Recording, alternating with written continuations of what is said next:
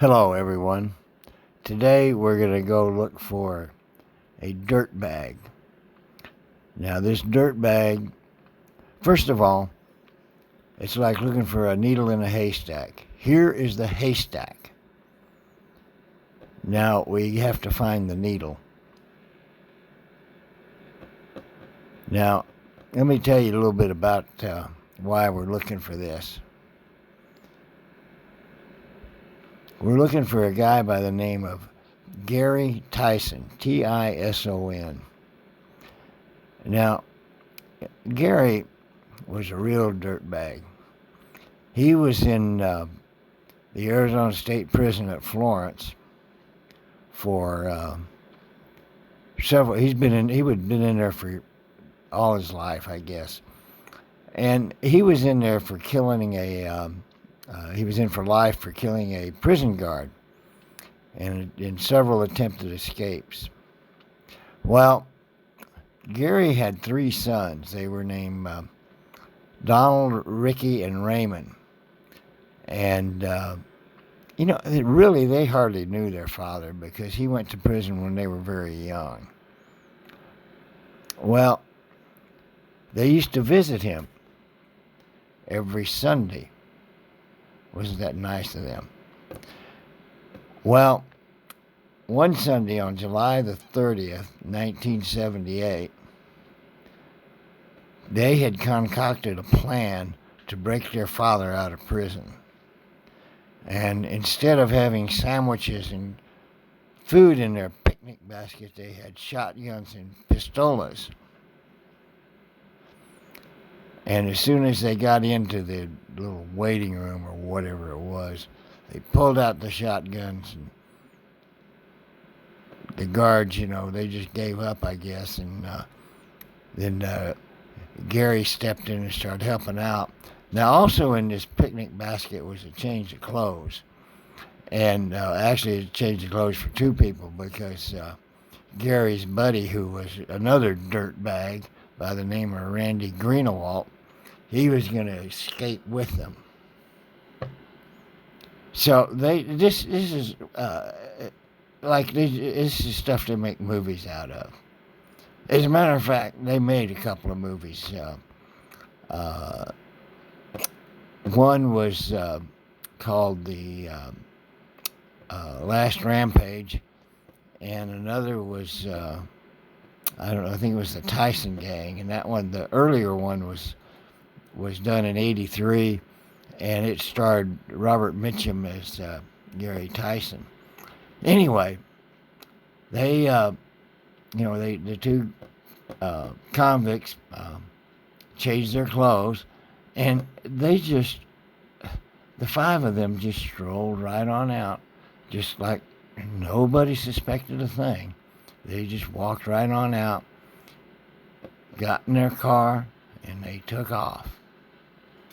Now, their plan was, I guess Gary had some contacts with some drug people in Mexico, so their plan was to go to Mexico and hook up with them guys. And they were headed out toward Mexico, and they had made it to Quartzsite and was headed Quartzsite, Arizona, and they was headed south on 95, and their car had a flat blowout or something. Anyway, it had a flat. So then they didn't have a spare. What a bunch of dummies. So they flagged down his car, and in the car was a family by the name of Lyons.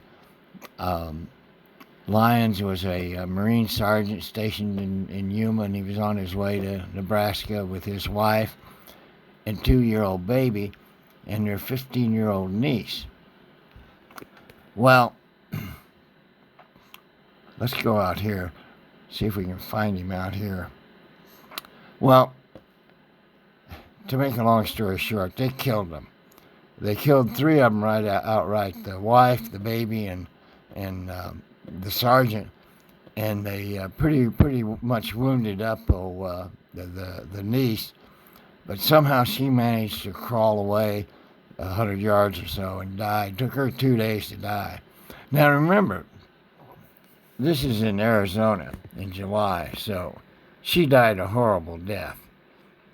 And but their objective was made. They stole their car, and somehow their trip to Mexico didn't work out. So they went up to Flagstaff, where Randy Greenawalt had a pen pal, a girl pen pal.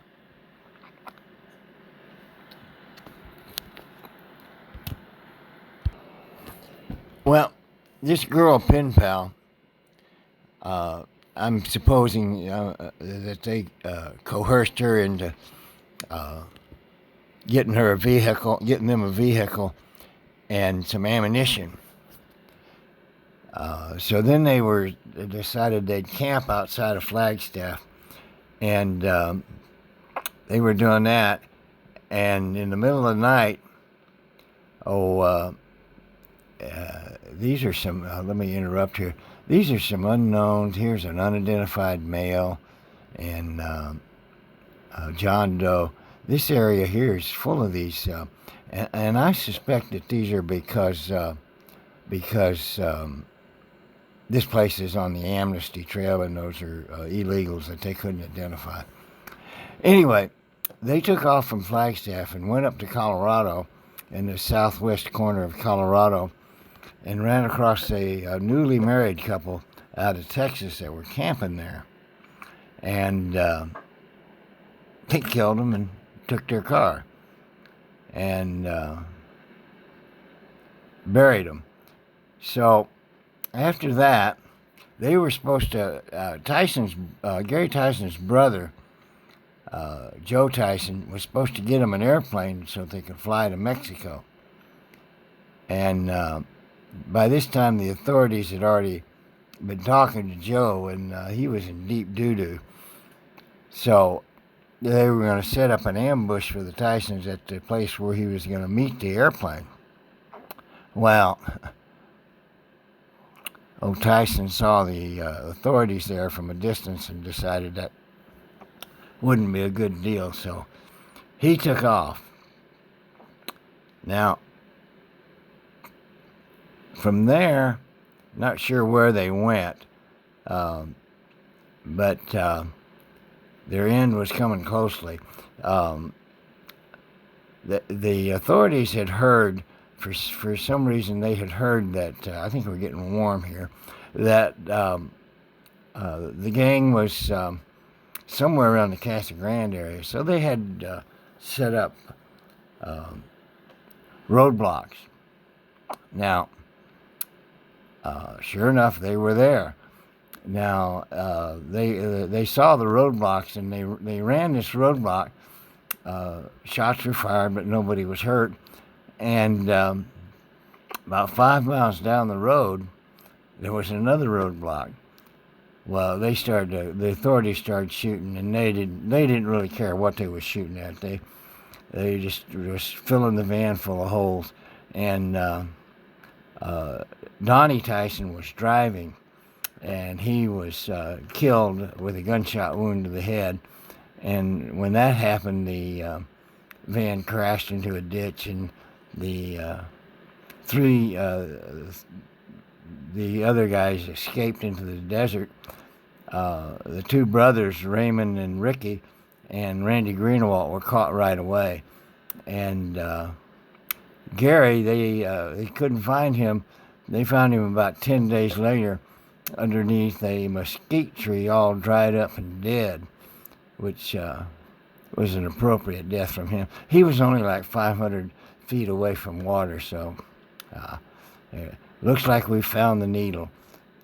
Now that big one there is Dorothy Tison. That's the wife of Gary Tison, and I think she died in 2006. And then we have Donnie Tison. He was also in the Marine Corps. And get to look at this. Isn't this something? We'll show you a better picture of it. In loving memory, Gary Tison. In loving memory. Isn't that something? Yeah, there you go.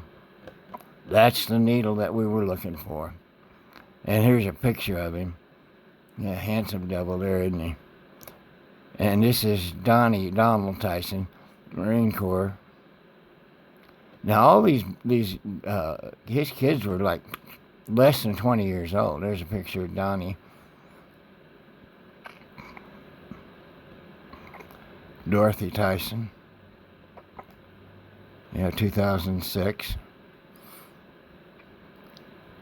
Didn't expect to find them there. There she is. That's probably a picture from about the 70s. And there's, I don't know if that's Ricky or Raymond. Yeah, that's the other one. Don't know if that's Ricky or Raymond. But that's where they live today. There's going to be no change of address for them. And that's Randy Greenawalt. And he kind of plumped out there, didn't he? And this is where he ended up. I think that was about 97 when that took place. Yeah, January 97. U.S. Navy veteran. So there you have it.